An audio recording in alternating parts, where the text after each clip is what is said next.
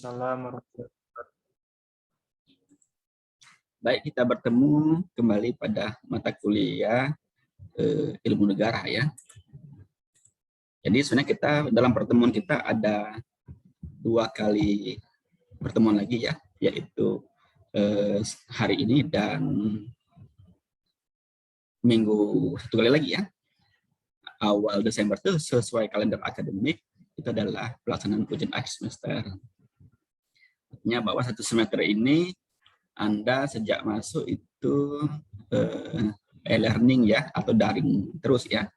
Artinya belum sempat untuk melakukan perkuliahan tatap muka.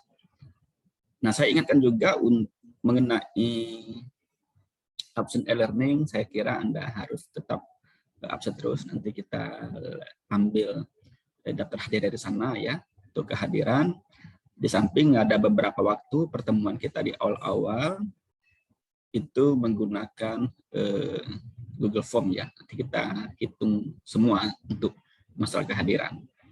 Karena kehadiran itu juga dilihat dari perkembangan mahasiswa. Nah, saya mau tanya, kita agak lupa-lupa ingat ya. Karena ada 3 komponen untuk penilaian. Yang pertama itu adalah UTS, Anda sudah melaksanakan namanya ujian tengah semester atau UTS. Nanti awal Desember, Anda juga akan mengenalkan nama UAS, ujian akhir semester. Nah, saya kira kita sudah pernah memberi tugas belum ya? Tugas. Karena pertama saya pernah memberi tugas untuk resume, namun resume itu dijadikan sebagai bahan untuk jawaban UTS waktu itu. Nah, sehingga saya kira karena sudah digunakan, kita tidak memenuhi syarat lagi, itu dikatakan tugas. Karena ada syarat, sehingga kita masukkan di jawaban di UTS. Nah, kita saling ingatkan, apa pernah ada tugas lain selain daripada resensi atau resume yang asal mula negara? Sudah itu? Nah, Pak. Baik, silakan. Luska Maharani menyampaikan atau siapa?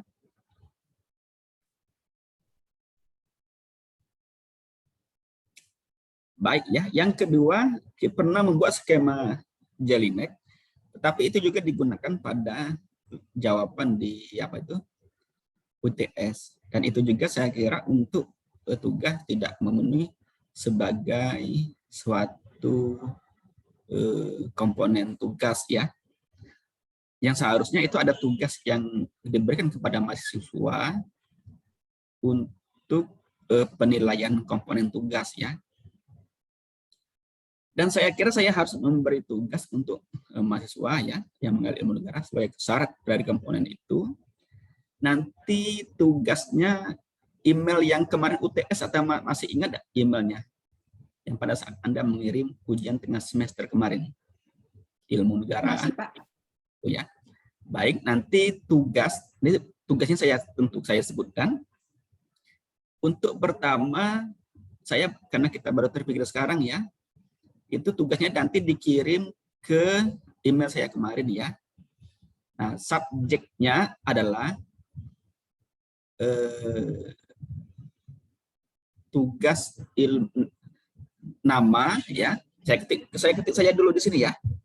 Di kolom chat ini ya. Ini tugas, nanti saya tentukan tugasnya, tapi saya jelaskan dulu teknis pengirimannya ya. Dikirim ke email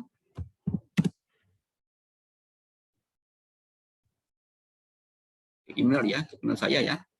Ada yang masih ingat tidak email kemarin? Tolong diketikkan di kolom chat ini, satu saja, siapa yang masih ingat? Kebetulan yang saya lihat di layar saya ya, kebetulan ya. Yang pertama itu ada Khairunisa. Khairunisa masih ingat tidak email yang saya kemarin? Ilmu negara apa? Bentar, Pak. Lihat di. Baik, bergeser lagi Muhammad At-Tarafi. Ini ada Ira Adelina Situmorang kirim. Yang email nah ini dari Adi Firmansyah. Oke, cukup ya. Makasih ya. Ira benar juga, saya kira kita satu email saja ya. Jadi dikirim ke email ini, bentar. Ilmu negara.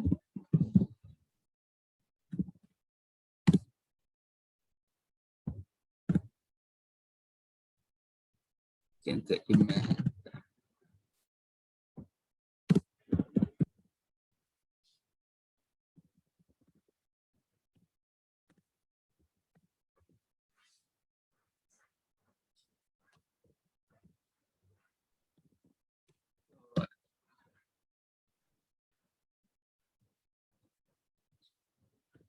Ini emailnya ya, dikirim ke email ini ilmu negara 2021@gmail.com. Subjeknya tugas ya, tugas, nanti spasi nama, lalu name, lalu kelasnya, kelas apa, lalu kampus ya, kampusnya apa, Palembang atau Indralaya, sehingga saya memudahkan. Tugas, ini subjeknya ya, tugas, nanti spasi nama, lalu name Anda, nanti kelasnya, nanti kampusnya, kampus apa ya, name-nya berapa, kelasnya kelas A atau B, kampusnya Palembang atau Indralaya.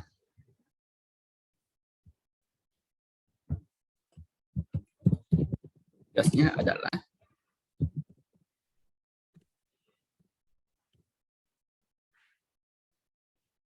saya pikirkan dulu ya tugasnya.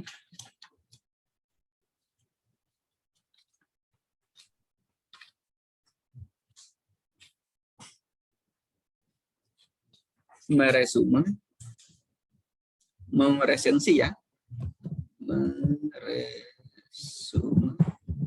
atau presensi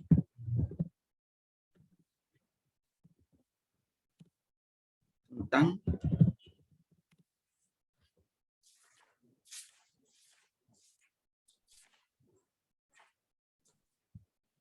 tempat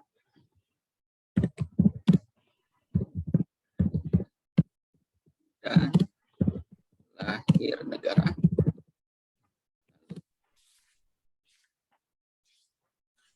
Ide negara.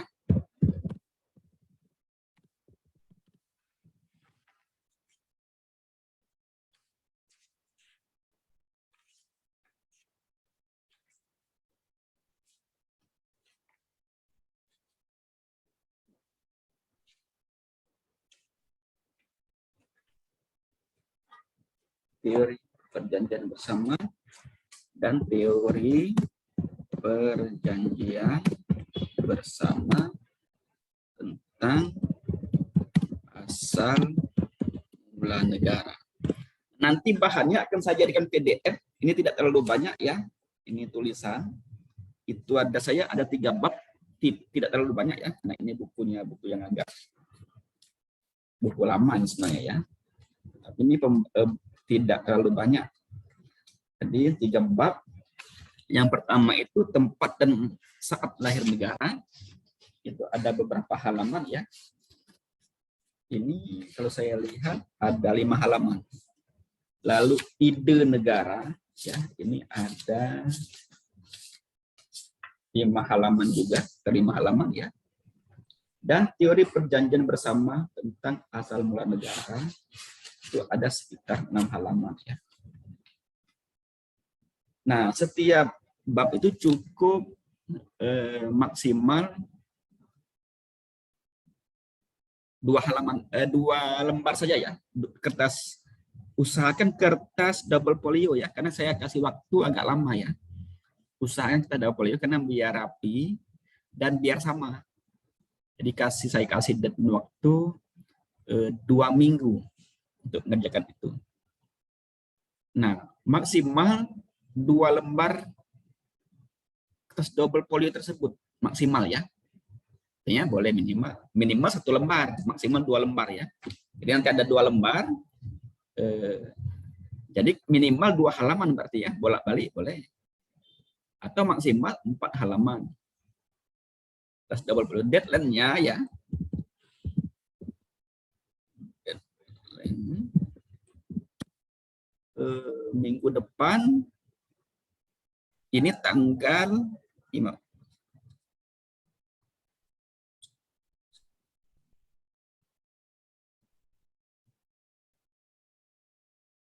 Deadline-nya tanggal 30 ya. Tanggal 30 akhir bulan ini, November 2021, pukul 23.59 WIB. Nah, itu saya kasih deadline tanggal 30 akhir bulan ya. Ketentuan saya lihat chat, kertas double folio ya, maksimal tulisan 2 lembar kertas atau 4 halaman, minimal 1 kertas atau 2.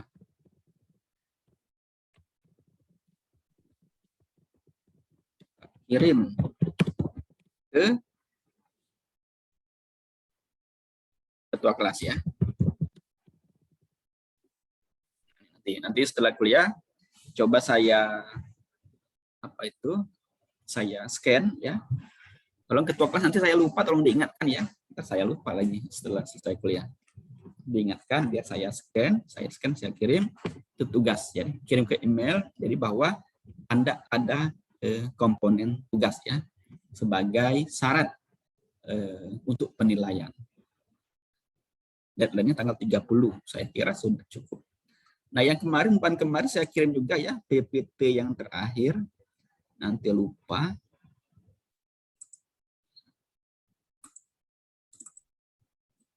PPT yang konstitusi kemarin.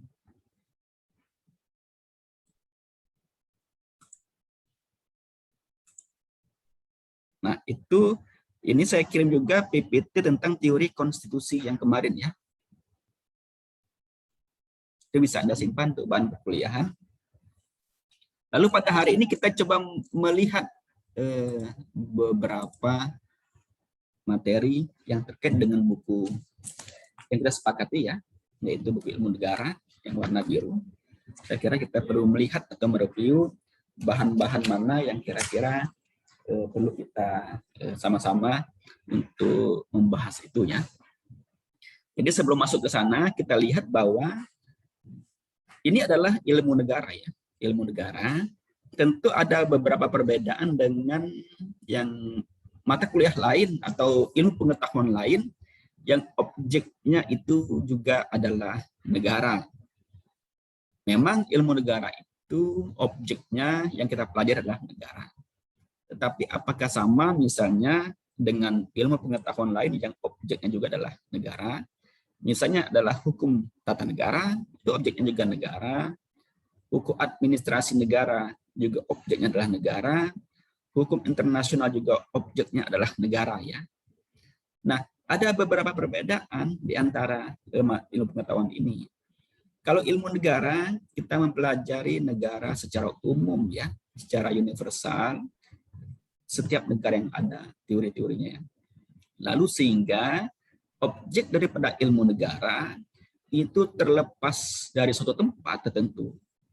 Misalnya suatu negara tertentu, misalnya Indonesia, tidak hanya Indonesia, Jerman, tidak hanya Jerman ya.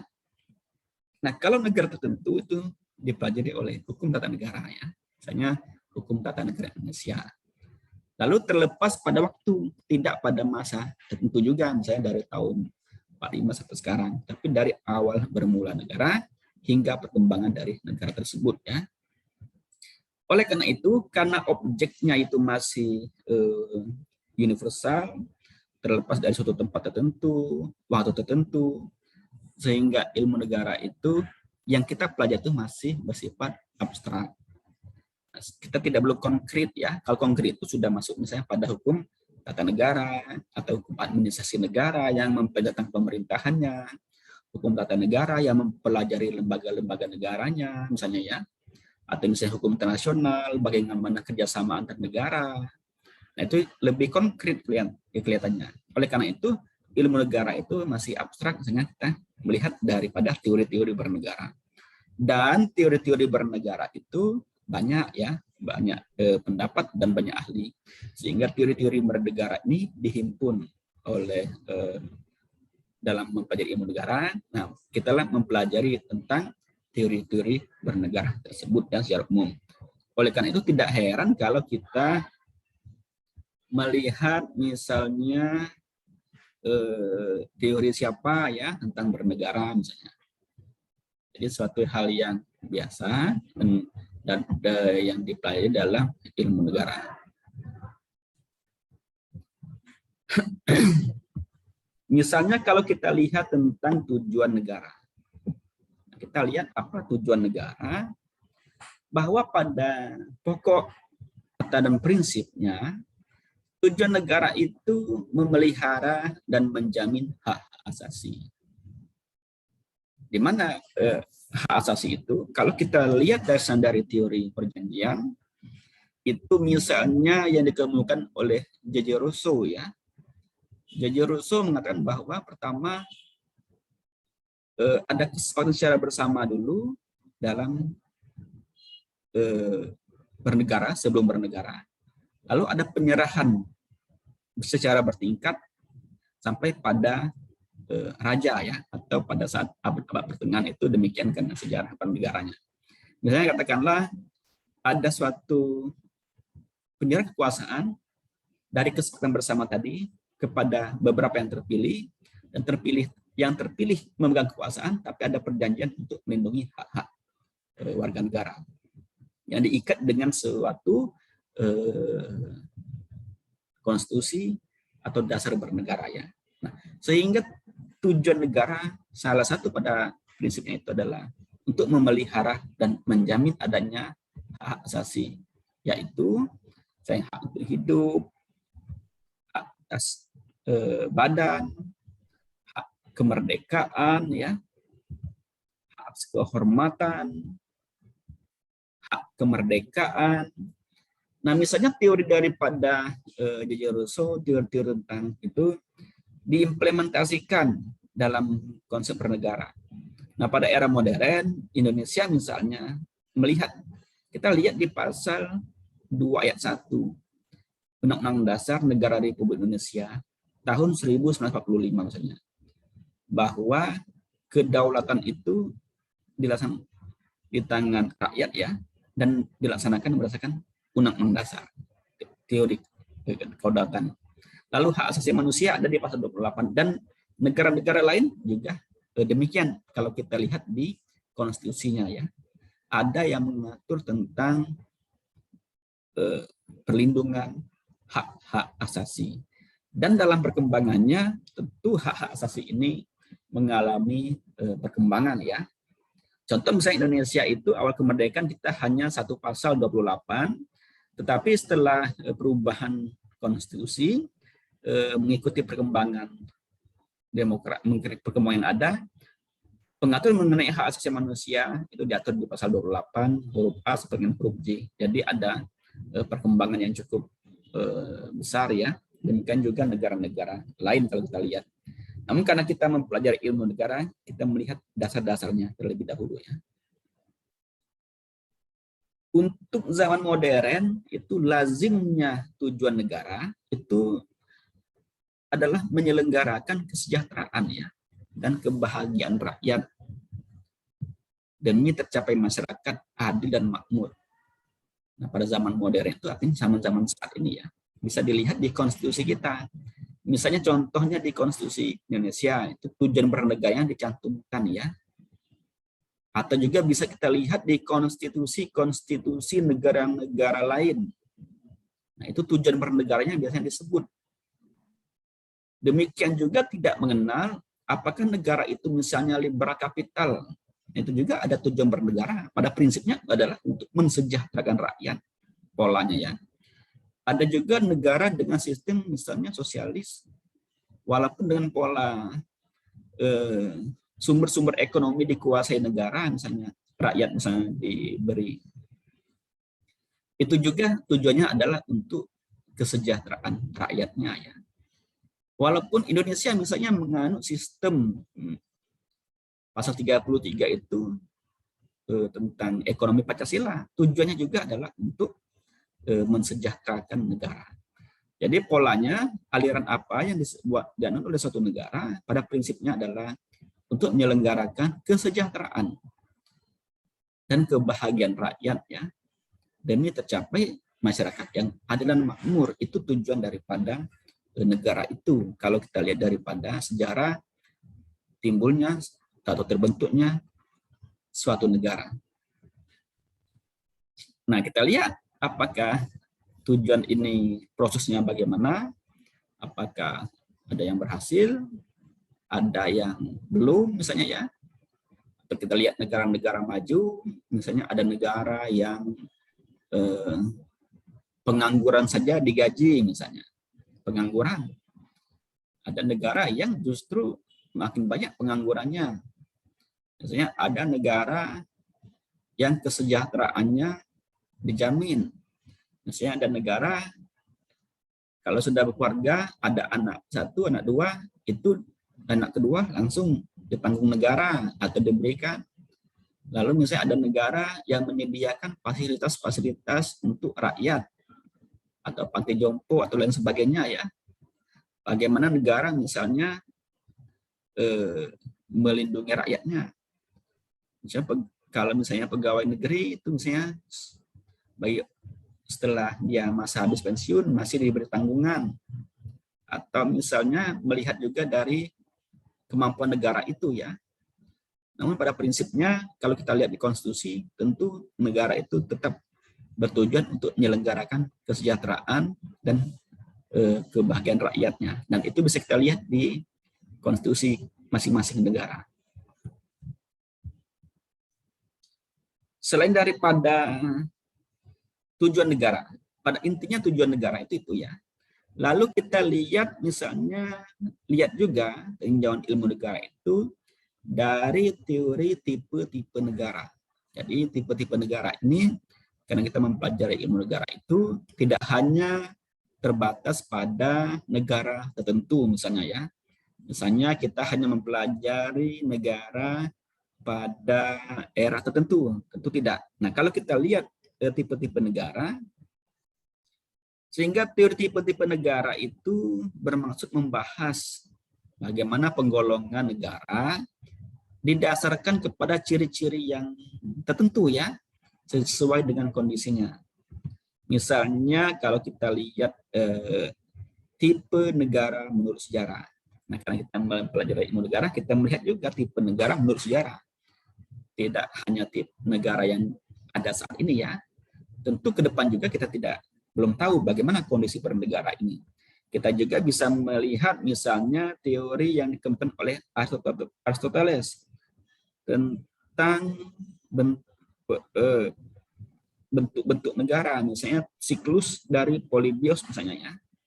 Nah, kalau kita lihat tipe negara, misalnya meninjau penggolongan negara itu berdasarkan sejarah pertumbuhan. Ini The Historische Hof Steven van der Stad. Meninjau penggolongan negara itu berdasarkan sejarah pertumbuhannya ya. Misalnya tipe negara Timur Purba, ini sudah lampau sekali. Nah, negara-negara tipe Timur Purba kita lihat itu tipenya itu tirani, di mana raja-raja itu berkuasa mutlak atau orang-orang yang memiliki kekuasaan itu dia kekuasaan yang sangat mutlak ya. Misalnya satu orang itulah yang menentukan hukum, satu orang itulah yang membuat hukum, terus kelompok orang ya. Kalau rajanya misalnya satu orang, dialah yang menentukan apapun yang keinginan raja ini bersifat kekuasaan itu mutlak ya. Jadi power suatu negara itu dikuasai oleh satu orang. Nah, kita dapat mengenali negara Timur Purba, ciri-cirinya itu bersifat teokratis, keagamaan. Misalnya raja merangkap dianggap dewa oleh warga misalnya ya. Jadi kalau kita lihat pola-pola dari teokrasi demikian. Misalnya Anda pernah melihat tayang-tayangan misalnya di era Yunani misalnya di era-era sebelumnya ya. Atau misalnya Anda pernah ke Athena atau pernah kemanapun misalnya ya. Lalu pemerintahan bersifat absolut atau mutlak ya. Yang kedua, tipe negara Yunani kuno misalnya. Ini kita lihat juga ya. Ini intinya saja. Negara Yunani kuno ini tipe negaranya itu seperti tipe kota, jadi dia tidak terlalu besar ya. Dikelilingi benteng karena kondisi alam yang ini. Atau dikenal juga dengan istilah polisnya, city state. Nah, karena dia ini adalah negara kecil ya, dalam bentuk kota, maka demokrasi dapat dilaksanakan secara langsung karena masyarakat tidak terlalu banyak. Teknologi tidak seperti sekarang misalnya. Tapi sekarang itu demokrasi langsung bisa dilaksanakan karena kemajuan teknologi. Lalu dari negara tipe kota ya, kalau sekarang tipe teknologi, tentunya kita memilih presiden bisa secara langsung, tidak melalui perwakilan, memilih kepala daerah, kita pilkada bisa secara langsung dengan teknologi, padahal masyarakat sudah luas ya. Itu karena teknologi ya. Tapi ciri pada saat itu demokrasinya langsung ya, lebih langsung juga. Misalnya pemerintahan selalu dipegang oleh orang-orang pintar, ahli-ahli filsafat. Karena kondisinya pendidikan, perkembangan misalnya lahirlah ada Plato, Aristoteles yang kita kenal saat ini ya. Ada juga tipe negara Romawi, kalau kita lihat ya, ini adalah imperium, tipe dari negara Romawi ini imperium, misalnya meluaskan wilayah yang sangat luas ya. Itu kita bisa lihat Romawi, bagaimana imperium dari Romawi. Lalu pemerintahnya dipegang kaisar secara mutlak ya namanya ya. Undang-undangnya dinamakan Lex Regia. Ini ciri-ciri dari tipe negara Romawi. Saya kira kita setidaknya mengetahui kalau negara sejarah negara Romawi tipe cirinya begini, negara Yunani kuno ciri-cirinya seperti ini ya, sehingga kita bisa melihat bagaimana sejarah berkembang dari negara tersebut.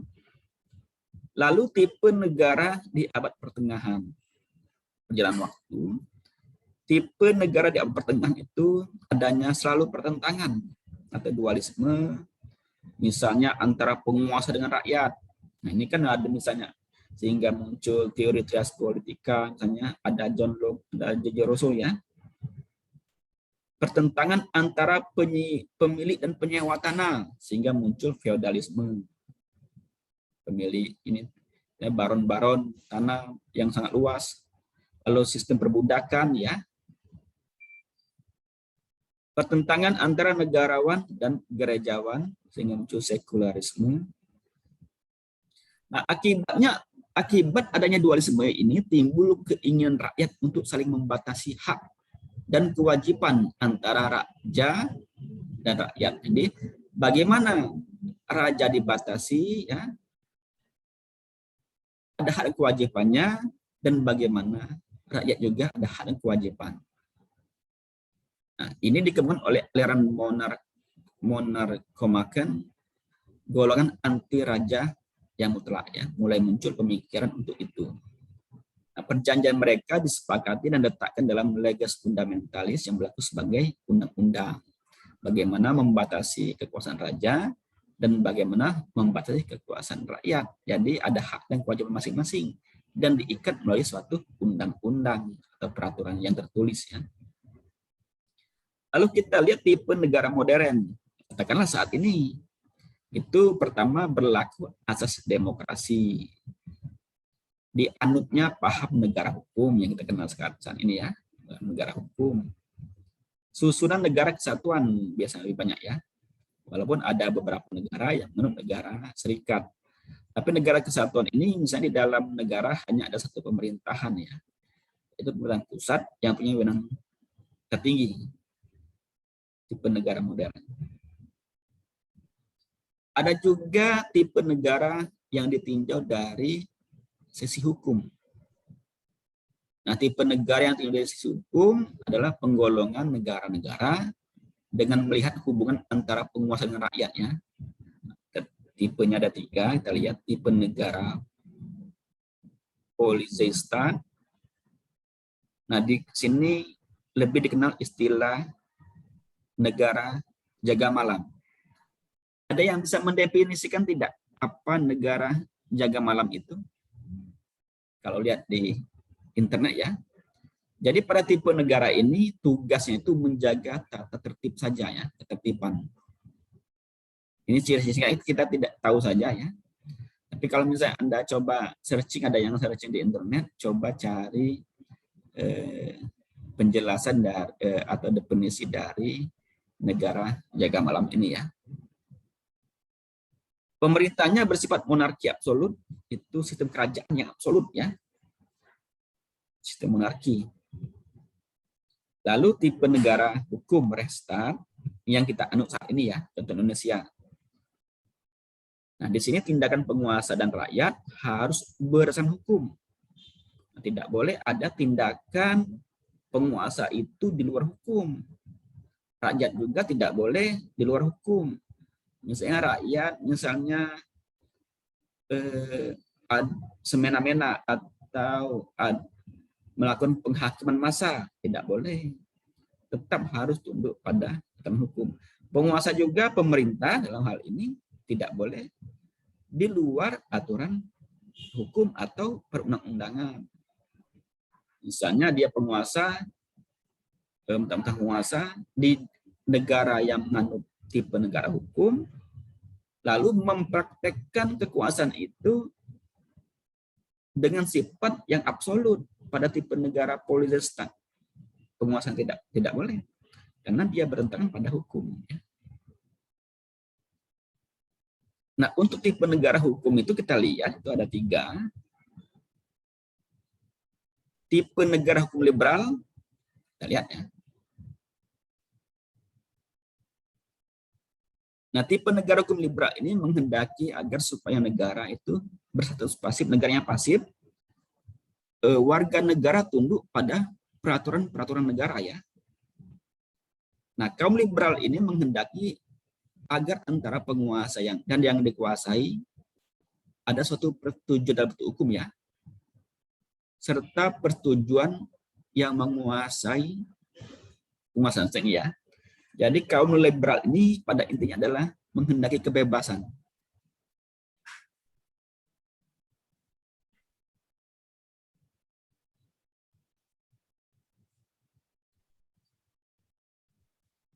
Jadi tipe negara hukum liberal ini menghendaki agar supaya negara itu pasif ya, negaranya yang pasif ya. Jadi sehingga kalau kita bisa lihat negara yang liberal itu ya, misalnya ada kebebasan di warga negara itu yang bebas ya, karena negara bersifat pasif. Nah, kita bisa lihat misalnya bagaimana pelaksanaan di negara-negara yang bersifat liberal. Itu Anda bisa melihat itu misalnya ya. Kita tidak ya. Lalu selain tipe negara hukum liberal, itu ada juga tipe negara hukum formil. Nah, kalau tipe negara hukum formil, segala tindakan penguasa harus berdasarkan undang-undang, peraturan. Undang-undang ini katakanlah misalnya pemerintah ya. Nah, negara hukum formil disebut pula dengan negara demokratis yang berlandaskan hukum. Nah, ini biasanya negara-negara Eropa kontinental itu tipe negara hukumnya itu formil. Negara-negara Eropa kontinental ini misalnya Indonesia. Indonesia ini masuk negara Eropa kontinental. Sistemnya ya. Nah, kita ini pernah dijajah Belanda. Belanda menerapkan sistem hukum Belanda di Indonesia. Belanda pernah dijajah Perancis. Perancis menggunakan sistem hukum yang dikodifikasi atau sistem hukum Eropa kontinental. Ada juga negara-negara yang menurut sistem hukum Anglo-Saxon misalnya, Inggris misalnya. Nah, negara-negara yang dijajah oleh Inggris itu biasanya menerapkan sistem hukum Anglo-Saxon ya. Ada perbedaan-perbedaan antara sistem hukum negara formil atau Eropa kontinental dengan yang Anglo-Saxon itu. menurut Julius Stahl ya, bahwa negara hukum formil itu harus ada 4 unsur. Ya, menurut Julius Stahl ya. Julius Stahl ini adalah seorang ahli di bidang hukum. Jadi kalau dia kata Julius Stahl itu negara hukum itu dikenal istilah Rechtsstaat, negara hukum ya. Nah, kalau AVDC itu adalah ahli di bidang negara Anglo-Saxon, dikenal dengan istilah rule of law ya. Nah, untuk Eropa Kontinental itu Julius Stahl ini. Bahwa kata Julius Stahl, unsur negara hukum formil yang pertama harus adanya jaminan terhadap hak asasi manusia. Yang kedua, adanya pemisahan kekuasaan. Pemisahan kekuasaan ini misalnya trias politika ya, dipisahkan kekuasaannya, maksudnya untuk dijadikan 3 harus dipisah. Jadi kekuasaan tadi yang sifatnya absolut, misalnya yang di negara-negara yang manusia absolut, kekuasaan itu pada tangan 1 orang. Nah, bagaimana kekuasaan ini agar dia tidak berada pada tangan satu orang, agar kekuasaan itu tidak disalahgunakan, maka kekuasaan itu harus dipisahkan ya. Nah, jangan jadi satu. Kalau jadi satu dalam praktek bernegara itu selalu disalahgunakan menjadi negara yang absolut. Nah, untuk agar dia tidak disalahgunakan itu, kata Stahl, itu harus dipisahkan kekuasaannya. Jadi yang satu tadi bisa menjadi 3 misalnya, dipisah yang berbentuk undang-undang adalah legislatif misalnya ya, yang menjalankan kekuasaan adalah eksekutif, yang misalnya mengawasi tadi adalah yudikatif, jadi ada kekuasaan atau separation of power ya. Lalu setelah dipisahkan bahwa pemerintahan itu didasarkan pada peraturan perundang-undangan. Nah, inilah disebut dengan asas legalitas dalam suatu negara yang menganut sistem sipil law ya. Jadi pemerintahan itu didasarkan undang-undang. Ini ada asas legalitas yang bersifat tertulis. Karena tidak heran kalau di negara-negara yang sifatnya Eropa kontinental itu banyak sekali peraturan-peraturan tertulis ya atau undang-undang. Nah, setiap tindakan itu harus berdasarkan undang-undang. Nah, beda kalau kita lihat di negara-negara yang bersifat sistemnya Anglo-Saxon, tidak terlalu banyak yang nama undang-undang tertulis ini ya. Misalnya kebiasaan-kebiasaan, lalu jurisprudensi ya, putusan hakim. Nah, ini perbedaan ya. Lalu kata Julius Stahl itu harus ada peradilan administrasi dalam suatu negara hukum formil. Nah, peradilan administrasi di Indonesia, di negara contohnya itu adalah peradilan tata usaha negara, PTUN. Nah, di negara-negara Eropa kontinental, kata Julius Stahl, itu harus ada peradilan administrasi. Tujuannya apa? Karena pemerintah tadi berdasarkan undang-undang, mengeluarkan suatu aturan, kebijakan, sehingga kalau keputusan tata usaha negara itu merugikan warga negara, maka warga negara bisa menggugat ke peradilan administrasi PTUN. Contoh misalnya mahasiswa tamat dari kuliah ini ikut tes pegawai negeri sipil karena pintar, lolos PNS misalnya ya. Lalu PNS ada SK-nya, surat keputusan mengangkat nama siapa menjadi pegawai negeri sipil secara personal negara, ditandatangani oleh Kemenpan. Sudah Anda resmi menyandang status sebagai aparatur sipil negara atau PNS dan ada gaji tiap bulan. Nah, waktu berjalan 3 bulan, tiba-tiba Anda dicabut SK Anda, diberhentikan tanpa alasan. Setelah ada dugaan, ternyata ada keluarga dari pejabat yang ingin menggeser posisi Anda. Tentu Anda dirugikan karena Anda saya kan ikut sesuai prosedur dan saya mengikuti proses. Kok tiba-tiba SK saya dicabut? Nah, kemana Anda ingin mengadu karena kasus ini misalnya? Nah, itulah Anda mengadu itu menggugat itu ke peradilan tata usaha negara misalnya ya, atau PTUN. Nah, ini perlunya adanya peradilan administrasi. Atau misalnya Anda membuat dalam dirugikan secara administrasi dalam hal keputusan misalnya ya. Tiba-tiba KTP Anda dicabut misalnya kan. Nah, dirugikan. Itu juga adalah ranahnya peradilan administrasi. Nah, berbeda kalau misalnya kasus pidana itu ke peradilan pidana.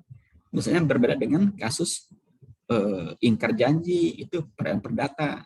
Tetapi ini ada yang namanya peradilan administrasi. Kalau kita kenal dengan sekarang ini adalah peradilan tata usaha negara. Nah, maka kata STAL di satu negara hukum itu harus ada peradilan administrasi yang untuk melindungi warga negara dari kesewenang-wenangan pejabat ya. Karena kita kan terkait dengan undang-undangnya banyak sekali. Nah, untuk ada peradilan administrasi ini untuk melindungi warga negara. Nah, lalu kita lihat ada tipe negara hukum material. Tipe negara hukum material ini sebagai perkembangan dari tipe hukum formil ya.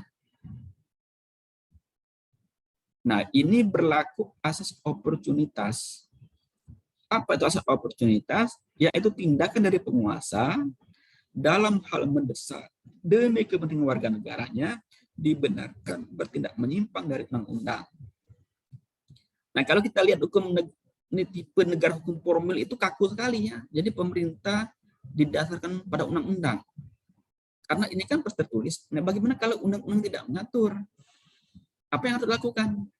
Nah, maka dikembangkan dalam materialnya itu ada asas oportunitasnya dari penguasa dalam hal mendesak, sehingga tidak boleh disalahgunakan asas oportunitas ini ya. Pertama syaratnya itu kondisi mendesak, sudah itu demi kepentingan warga negara. Coba Anda lihat misalnya demi kepentingan warga negara. Jadi nanti kalau asas oportunitas ini disalahgunakan, tujuannya untuk kepentingan negara, ternyata dia belokkan untuk kepentingan pribadi, itu tidak boleh. Ya, mentang-mentang penguasa dia gunakan asas oportunitas. Misalnya untuk warga negara, dia tujuan untuk kepentingan pribadi. Misalnya terjadi suatu bencana alam, tidak terduga, uangnya sebagai seorang penguasa, pejabat harus bantu, karena nanti anggarannya belum ada untuk ini ya, tidak terduga. Nah, kondisi mendesak, nah, boleh kita berikan anggaran untuk kepentingan warga negara. Nah, tapi jangan sampai anggaran ini untuk warga negara, tapi digunakan ternyata diam-diam untuk pribadi. Itu tidak boleh. Menyalahi asas oportunitas. Misalnya dalam kondisi COVID, kan kita tidak terduga sebelumnya akan ada wabah COVID-19 ini ya. Ternyata COVID-19, warga negara yang terpapar dan banyak yang meninggal. Nah, negara tanpa karena kondisi yang mendesak, tanpa terpikirkan sebelumnya, mengeluarkan anggaran-anggaran untuk warga negara ini dalam penanggulangan COVID-19. Ini tidak boleh disalahgunakan. Untuk pertama kondisi yang mendesak, kedua kepentingan negara. Nah, maka dia dibenarkan ya bertindak menyimpang. Artinya ketika belum ada undang-undangnya dibolehkan, tapi ada syarat ya. Pertama kondisi yang mendesak, dan kedua untuk kepentingan warga negara.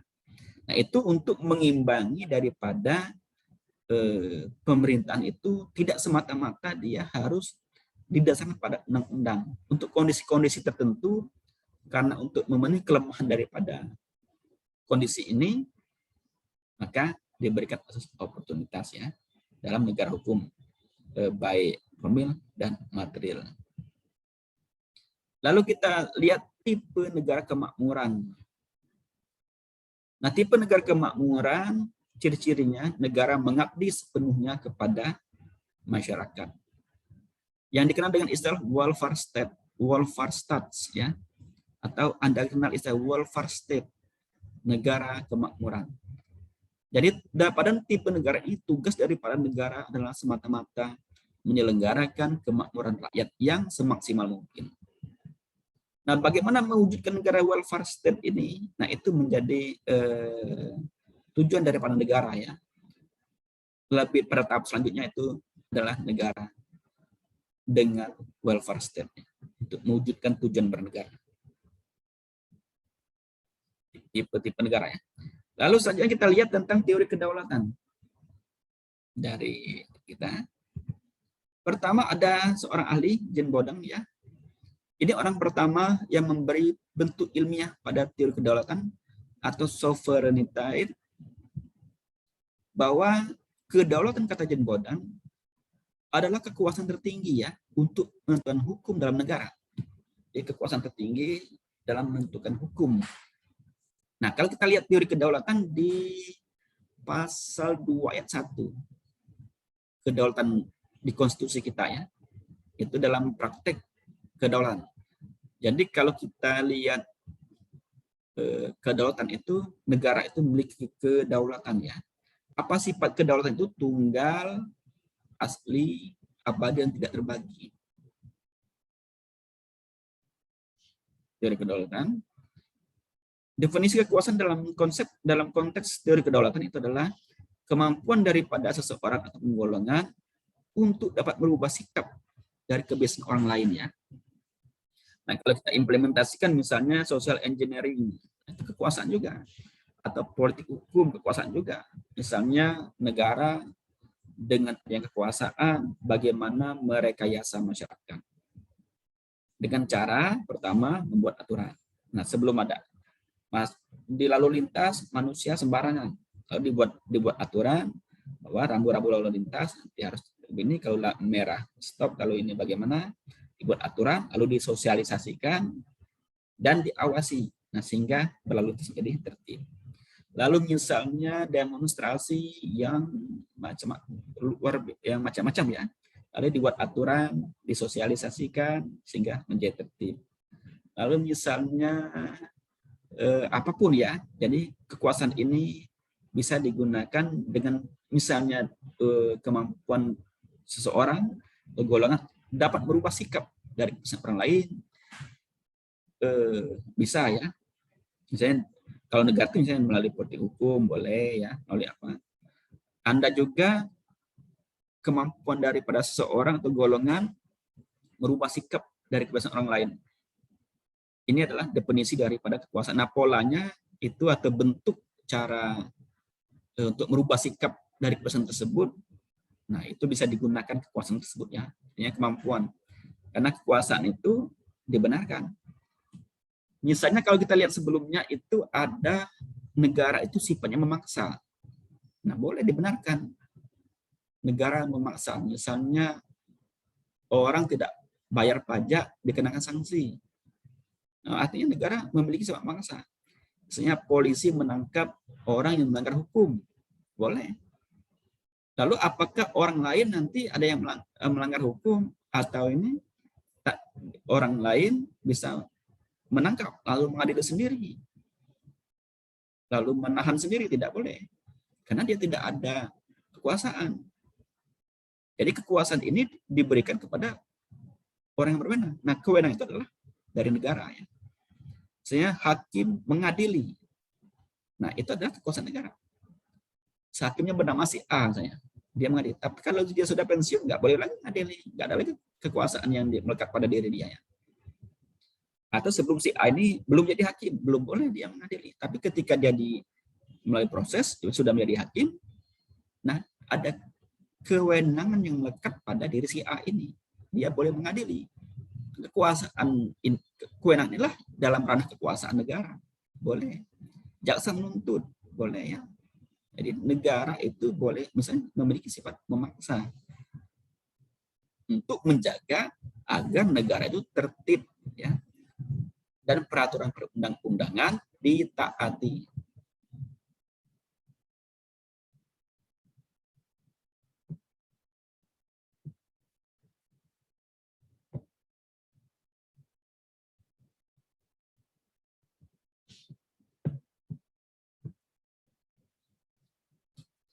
Nah, teori kedaulatan itu ada beberapa, kita lihat ya. Ada kedaulatan Tuhan, ada kedaulatan raja, ada kedaulatan negara, ada kedaulatan hukum, dan ada kedaulatan rakyat. Nah, kita lihat ya. Maka saya tadi sebelum saya masuk, mahasiswa saya tugaskan untuk membaca pertama teori kedaulatan Tuhan, satu, teori kedaulatan raja, teori kedaulatan negara, kedaulatan hukum, dan kedaulatan rakyat. Nah, saya ingin bertanya rencana saya tadi, apa inti daripada bacaan tersebut ya di buku? Kalau kedaulatan Tuhan, nah intinya apa saja yang Anda baca? Kedaulatan raja, intinya apa saja yang Anda baca ya, intinya kira-kira. Lalu kedaulatan negara, apa inti yang Anda baca ya. Kedaulatan hukum, kira-kira intinya apa ya. Dan kedaulatan rakyat. Nah, intinya apa saja ya. Saya kira Anda nanti perlu membaca dan mengambil intisari daripada masing-masing daripada kedaulatan tersebutnya, sehingga memudahkan Anda kalau nanti misalnya dibahas pada ujian saya. Catatan pertama ya. Lalu kita lihat teori unsur negara. Yang dimaksud dengan unsur negara adalah hal-hal ya yang menjadikan negara itu ada. Jadi kalau tidak ada unsur, bagaimana? Kalau buat pempek, unsurnya apa? Pertama ada sagu.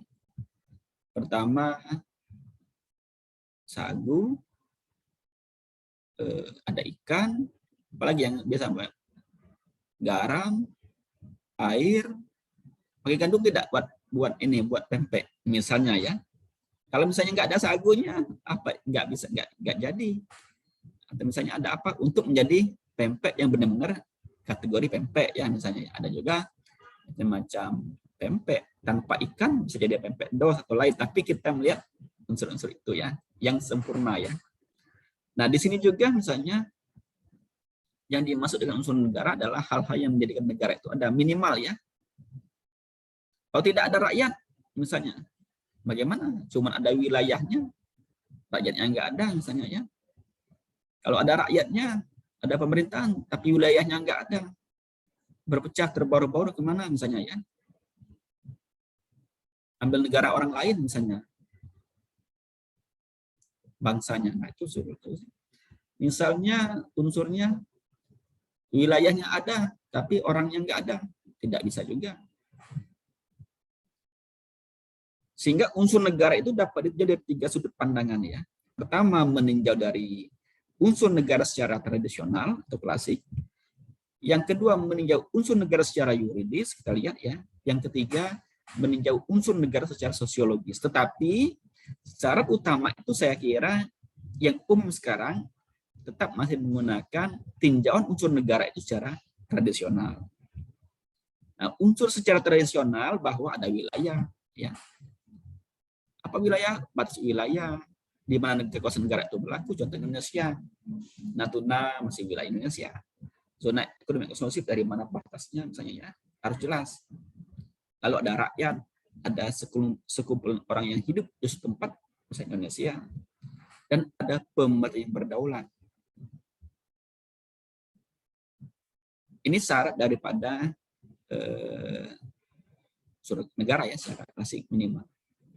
Nah, kalau kita lihat menurut Jelinek itu ada 4 macam status bangsa ya. Itu ada di buku, ada status positif, ada status negatif, ada status aktif, dan ada status pasif. Nah, kalau di buku kita itu halaman berapa ada ya tentang unsur-unsur negara, tentang 4 macam status bangsa. Nah, ini saya minta untuk membaca juga ya. Yang pertama, apa yang dimaksud status positif, apa yang dimaksud status negatif, dan apa yang dimaksud status aktif dan pasif. Berarti kita stop dulu. Kita lihat dulu ya di buku kita.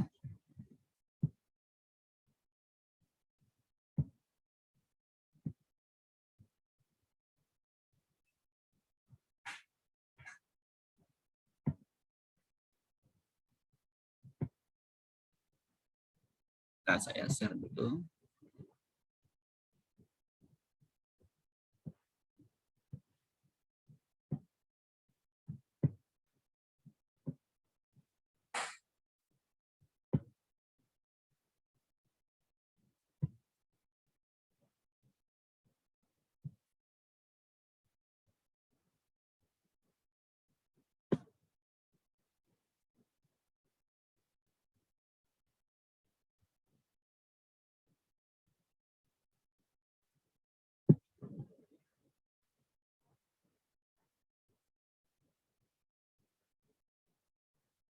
Nah, ini pertama, saya beri waktu 5 menit ya untuk mahasiswa peserta kuliah membaca tentang 4 macam status bangsa menurut Jelinek.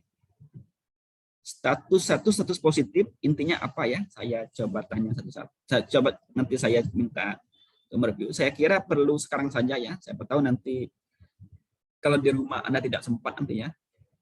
Lebih baik baca sekarang. Status negatif apa? Status aktif apa? Dan status pasif apa? Intinya apa kira-kira? Ini kan ada contohnya ada. Saya kasih waktu 5 menit saja ya.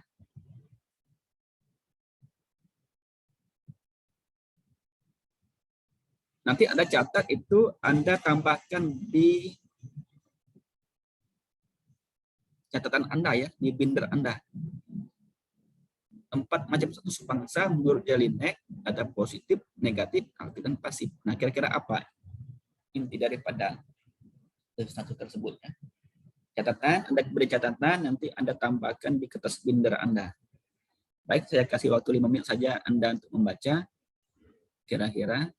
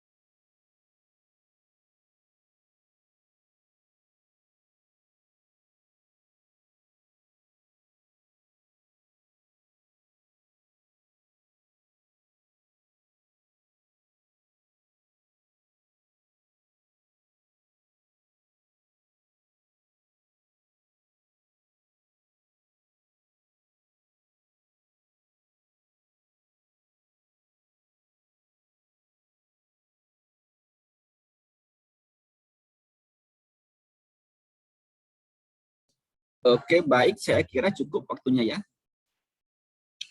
Pertama, saya sudah mencatat beberapa nama ya untuk kita lihat. Ya.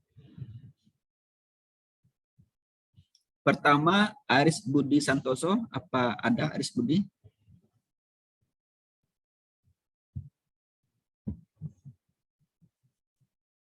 Ada nggak di perkuliahan? Lalu Arjuna Wicaksono. Siapa? Aris. Aris Budi. Aris Budi sudah baca belum, Aris?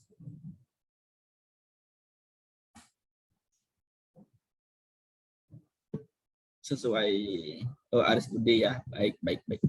Baik, nggak apa-apa ya. Aris Budi mau menyampaikan? Arjuna Wicaksono ada? Ada, Pak. Arjuna sudah membaca? Ya sudah Pak, inti dari status positif negatif aktif dan pasif ya Pak. Ya boleh. Boleh, kira-kira apa Arjuna? Kalau menurut Arjuna yaitu status positif, status yang memberikan hak kepada warga negara untuk menuntut tindakan positif Pak dari negara mengenai perlindungan atas jiwa raga, hak milik, dan kemerdekaan. Sedangkan kalau status negatif yaitu status yang menjamin bahwa negara tidak ikut campur tangan terhadap hak-hak asasi warga negaranya. Sedangkan status aktif yaitu status yang memberikan hak kepada setiap warga untuk ikut serta dalam pemerintahan. Kalau status pasif yaitu status yang memberikan kewajiban pada setiap negara, setiap warga negara untuk taat dan tunduk kepada segala perintah negaranya, Pak. Baik. Kevin Yohanda hadir tidak? Kevin Yohanda. Enggak, Kevin. Iya, Pak. Hadir, Pak. Baik, baik. Kevin baca nggak, Kevin? Oh, baca, Pak. Baik, baik. Kevin, apa yang dibaca kira-kira? Apakah saya tanya dulu, Kevin nggak usah jawab dulu ya.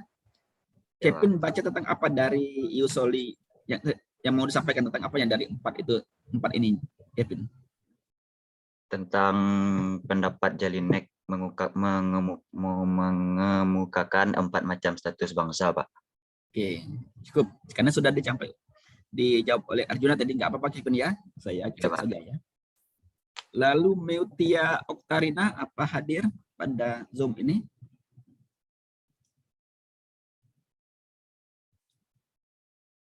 Lalu Fatan Ihlil Maulana, apa ada pada Zoom ini?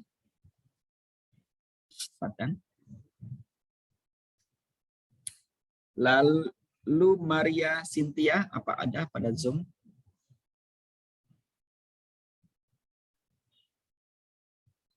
Lalu Adinda Duwina, apa ada? Lalu Reza Pratama, apa ada? Lalu Salwa Dimelda, apa ada? Wah, banyak nggak ada ya? Kok Zoom-nya ada tapi masih nggak ada ya? Apa jaring kali ya? Lalu Jenny Ce Amelia. Iya, Pak. Siapa namanya? Jenis Amelia, Pak. Jenis. Jenis membaca tentang apa dari 4 ini, Jenis? Ya. Ada status, ada asas kewarganegaraan, ada unsur negara secara yuridis, ada membaca tentang 4 macam status bangsa menurut Jelinek. Oke, cukup nggak apa-apa ya. Jenis. Leo Pandeka ada? Rizal Hatala ada nggak? Suwarni,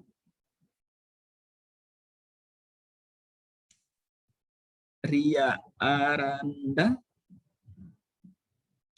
Setia Sarasati. Wah, nggak banyak yang nggak hadir ya, tapi Zoom-nya ada. Ada Lokus hadir. Ada Heru Krisna Pertama, apa ada? Oke, baik ya. Ini kok nggak hadir mahasiswa ini mahasiswanya ya. Baiklah, sekarang saya coba siapa yang sudah membaca tadi. Arjuna sudah menyampaikan 4 status. Asas kewarganegaraan, siapa yang bisa mau menyampaikan? Ada yang bisa menyampaikan tidak? Apa yang ius sanguis dan ius solis sesuai dengan hasil bacaan yang Anda baca?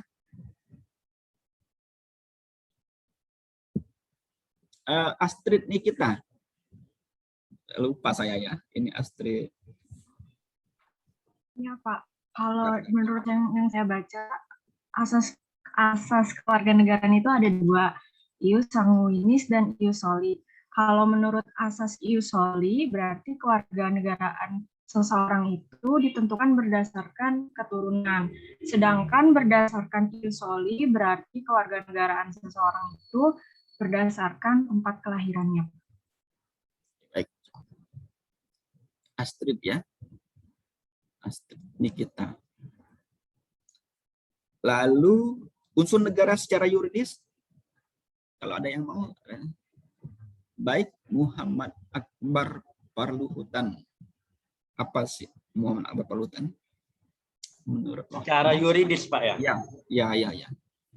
Unsur-unsur negara secara yuridis dikemukakan oleh Logeman yang terdiri dari 1 wilayah hukum yang meliputi darat, laut, udara, serta orang dan batas wewenangnya. 2 subjek hukum. Unsur subjek hukum daripada negara adalah pemerintah yang berdaulat.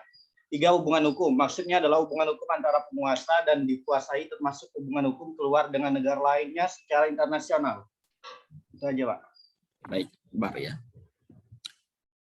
Lalu terakhir, unsur negara secara sosiologis, siapa yang sudah baca?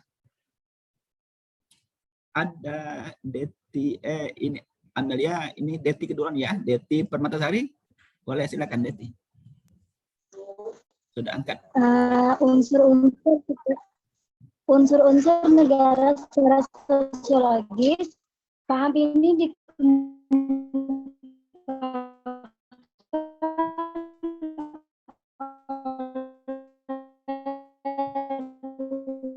Suaranya Deti kayaknya jaringan ya. Nggak apa-apa Deti. Saya ini aja. Amelia tadi, boleh Amelia?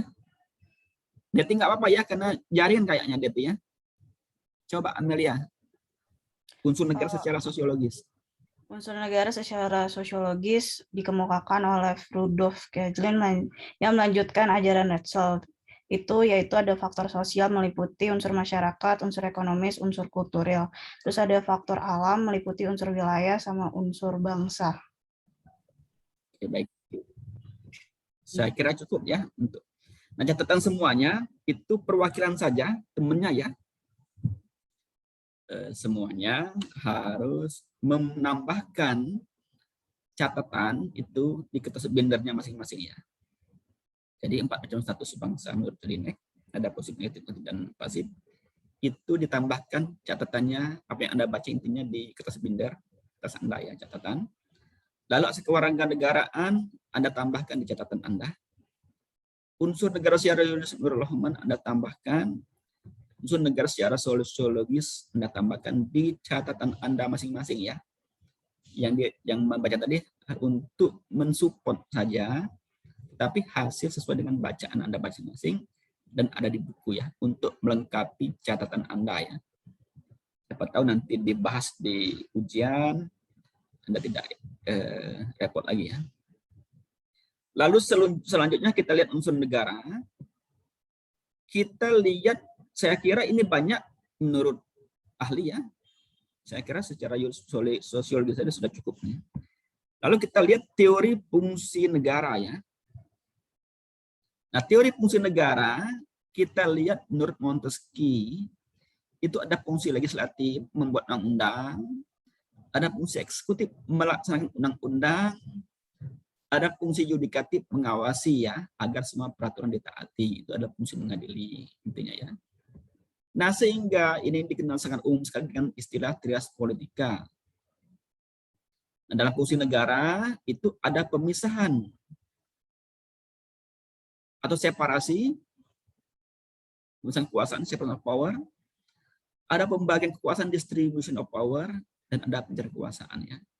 Jadi kekuasaan yang tadi satu, kita lihat sejarah bernegara, kekuasaan dipegang oleh seseorang, lalu para ahli dengan sejarah bernegara berpikir bagaimana kekuasaan itu tidak terletak pada satu orang sehingga kekuasaan itu cenderung disalahgunakan ya. Nah, agar tidak disalahgunakan, maka kekuasaan satu tadi itu harus dipisahkan. Nah, setelah dipisahkan bahwa kekuasaan tadi juga harus dibagi ya, distribution power. Nah, contoh misalnya di Indonesia itu dipisahkan eksekutif, yudikatif, legislatif dan dibagi.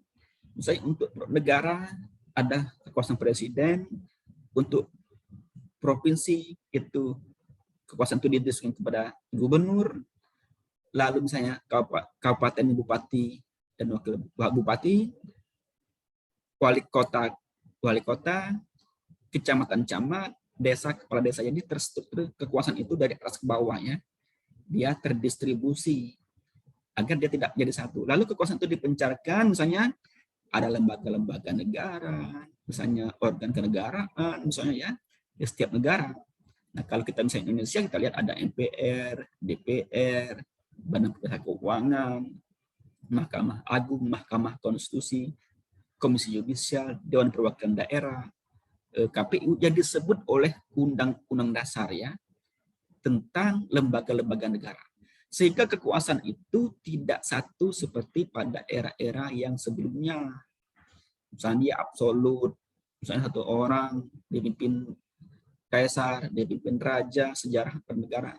Nah, tujuan agar kekuasaan itu tidak disalahgunakan ya. Nah, lalu kita lihat tentang teori lembaga perwakilan. Nah, coba saya mau minta mahasiswa membaca kembali, membuka bab tentang teori lembaga perwakilan. Itu ada teori mandat ya, yang terdiri dari imperatif, bebas, dan representatif. Saya kasih waktu lagi sekitar, ini terakhir ya. Saya kira ini terakhir, nggak ada lagi yang di ini, teori mandat. Coba baca, saya kasih waktu 3 menit saja ya. Siapa yang mau mewakili nanti untuk tentang mandat, imperatif, bebas, dan representatif itu apa? Itu ada di buku, silakan dibaca. Saya kasih waktu sekitar 3 menit ya. Itu ada di bab tentang teori lembaga perwakilan.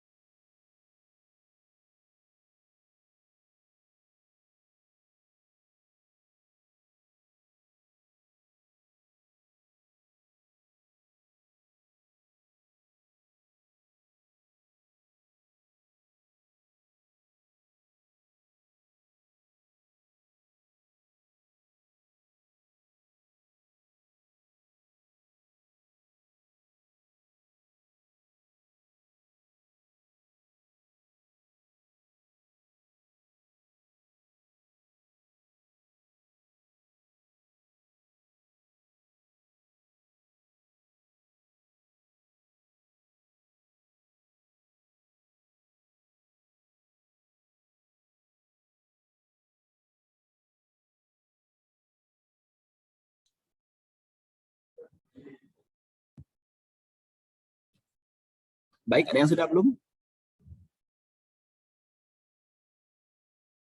Siapa yang tentang teori mandat ini sudah baca, silakan sampaikan. Siapa yang sudah? Tapi suaranya nggak ada nih. Siapa? Siapa namanya? Ira, Pak. Oh, baik, Ira, silakan. Teori mandat. Teori mandat ya artinya si wakil dianggap duduk di lembaga perwakilan karena mendapat mandat dari rakyat sehingga disebut mandataris. Pertama kali lahir teori mandat ini disebut sebagai satu mandat imperatif. Menurut mandat imperatif, ajaran ini si wakil bertugas dan bertindak di lembaga perwakilan sesuai instruksi yang diberikan oleh yang diwakilinya. Kedua, mandat bebas. Menurut ajaran ini yang dipelopori oleh ABCYS di Prancis dan Blackstone di Inggris. Ajaran ini berpendapat bahwa si wakil dapat bertindak tanpa tergantung dari instruksi yang diberikan. Yang ketiga, mandat representatif.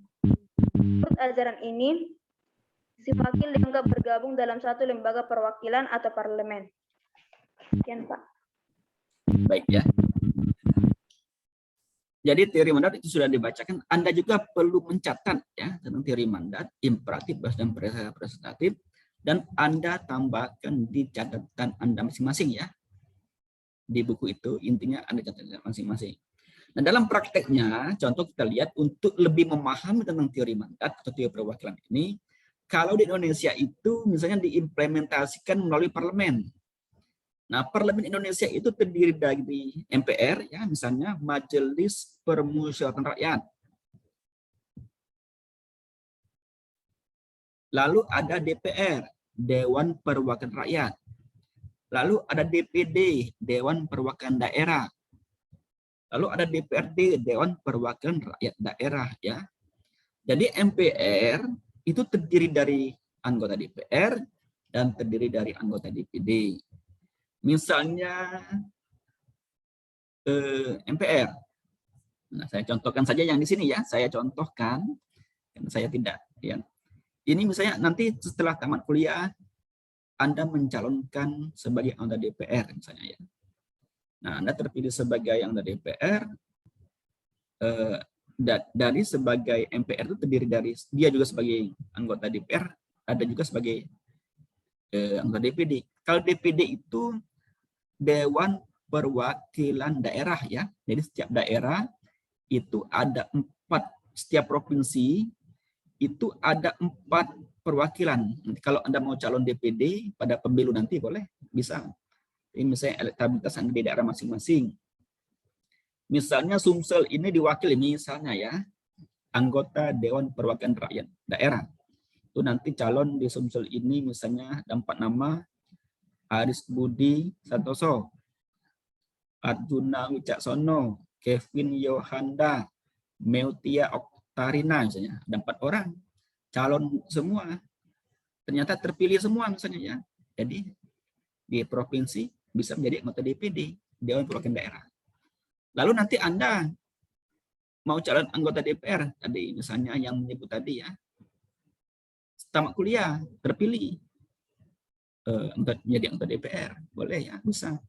Lalu Anda di tingkat provinsi atau kabupaten atau kota mencalon anggota DPRD, boleh tamat kuliah. Kalau Anda berminat di bidang itu ya, misalnya yang terakhir Ira misalnya pulang ke daerah calon anggota DPRD karena Ira ini kuliah di Unsri, misalnya pintar, karena ditanya dosen menjawab pintar, pulang ke daerah terkenal pintarnya karena sehingga elektabilitasnya tinggi, mencalon anggota DPRD terpilih, bisa ya. Jadi tapi fungsinya untuk mewakili daripada rakyat dan masing-masing. Nah, lembaga perwakilan di Indonesia itu diimplementasikan oleh Majelis Permusyawaratan Rakyat. Itu ada di Undang-Undang Dasar. Anda bisa lihat ya, seluruh mahasiswa ilmu negara. Lalu Dewan Perwakilan Rakyat, Dewan Perwakilan Daerah, dan DPRD itu disebut. Tapi tentu perwakilan saja, tidak semua ilmu negara. Mahasiswa yang berapa orang ini mau jadi anggota DPR semua ya. 157. Nanti bagi-bagi, bisa ada yang jadi anggota MPR, bisa jadi hakim, bisa jadi jaksa, dan bisa jadi advokat. bisa jadi notaris, bisa jadi presiden, siapa tahu nanti ada jadi presiden. Karena membaca tentang lembaga perwakilan, berpikir nanti ada salah satu, misalnya Anda berpikir, wah Bapak itu menyebut nama-nama ini, kok saya nggak disebut. Nah, siapa tahu nanti yang nggak disebut jadi presiden misalnya ya. Itu praktek daripada lembaga perwakilan Indonesia. Demikian juga di negara-negara lain, misalnya Amerika Serikat, di negara maju ada juga perwakilan, misalnya di Senat misalnya ya, dan di Kongres itu juga melakukan di Kongres perwakilan ya. Juga di negara-negara lain yang sistemnya parlemen, Malaysia misalnya, dan juga perwakilan. Jadi di setiap negara ada semua perwakilan rakyat ini ya. Nah, terakhir kita lihat tentang teori kerjasama antar negara ya. Jadi kerjasama antar negara adalah suatu hubungan dari beberapa negara, misalnya Indonesia, Malaysia, lalu ada Persekutuan Bangsa-Bangsa, lalu misalnya ada WTO ya, ada WHO, misalnya terdiri dari beberapa negara ya. Yang dalam hubungan itu terjadi kerjasama dari negara-negara yang berkedudukan sama dan sejajar. Sehingga negara itu disebut juga sebagai subjek hukum. Subjek hukum ini tidak hanya orang, tetapi juga negara bisa disebut subjek hukum karena dia bisa melakukan hubungan antar negara, misalnya perjanjian. Nah, apabila meninjau kerjasama antar negara di segi hukum, maka masuk pada ranah hukum internasional atau hukum antar negara. Sehingga yang berlaku misalnya ada traktat, misalnya perjanjian antar negara, misalnya tentang narkoba. Narkoba ini sudah kejahatan internasional, sudah kejahatan yang luar biasa. Untuk memberantas narkoba tidak bisa hanya satu negara, karena misalnya narkoba masuk Indonesia dikirim dari negara lain. Misalnya sindikatnya sudah internasional. Nah, misalnya kalau kita mau nangkap pengedar narkoba utama, nggak tahu dia sudah berlari ke Taiwan misalnya. Kita mau menangkap, oleh kata orang nggak boleh ini warga negara kami. Nah, nggak bisa kita kan. Nah, sehingga untuk membahas itu perlu kerjasama antar negara. Jadi berkumpul negara-negara ini untuk membahas. Setelah berkumpul, bersepakat untuk membahas narkoba. Jadi kalau misalnya ada pelaku bisa ekstradisi. Nah, kembali kepada negara masing-masing, hasil daripada pertemuan tadi, misalnya dibuat perjanjian undang-undang di suatu negara, undang-undang narkoba, apa. Nah, kalau traktat ini adalah perjanjian ya, nah, itu bisa misalnya hubungan antar negara, misalnya tentang perjanjian. Saya Indonesia perjanjian dagang dengan Singapura, Indonesia melakukan suatu perjanjian dengan Malaysia dan lain sebagainya ya. Untuk hukum antar negara ini nanti dibahas lebih dalam pada mata kuliah dalam mata kuliah tertentu, yaitu hukum internasional, nanti ada ya. Nah, untuk implementasi lain nanti ada mata kuliah lain, hukum tata negara, hukum administrasi negara. Saya kira untuk pembahasan mengenai ilmu negara cukup sampai di sini, dan untuk melengkapi pemahaman Anda tentang ilmu negara, saya kira tugas yang akan saya berikan itu nanti sudah cukup, saya kira ya. Saya akan scan bahannya, itu dikerjakan sesuai dengan instruksi dan arahan saya ya, untuk Anda kerjakan. Dan saya kirim dulu PPT ini ya. Saya kirim dulu ya.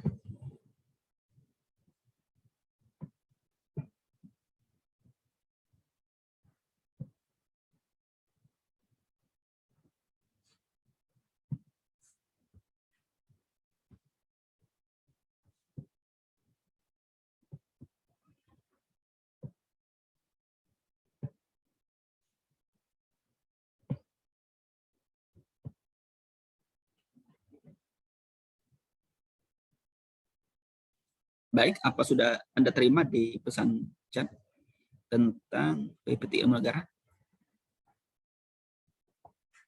Saya kira sudah, itu PPT bisa Anda simpan, Anda lengkapi ya, Anda nanti persiapkan pelajaran. Nanti untuk ujian akhir semester, saya kira kalau sempat saya kasih kisi-kisinya ya.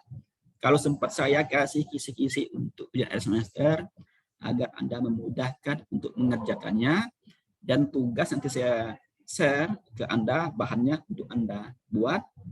Nah, untuk UAS kita kerjakan, nanti kita lihat petunjuknya ya. Tentu saya akan usahakan kasih kisi-kisinya untuk memudahkan mahasiswa ya. Saya kira pertemuan kita pada hari ini saya kira sampai di sini dulu. Mohon maaf kalau ada salah ya, kita pertemuan satu kali lagi. Kalau sempat kita ketemu, kalau nggak sempat nanti kita lihat ya.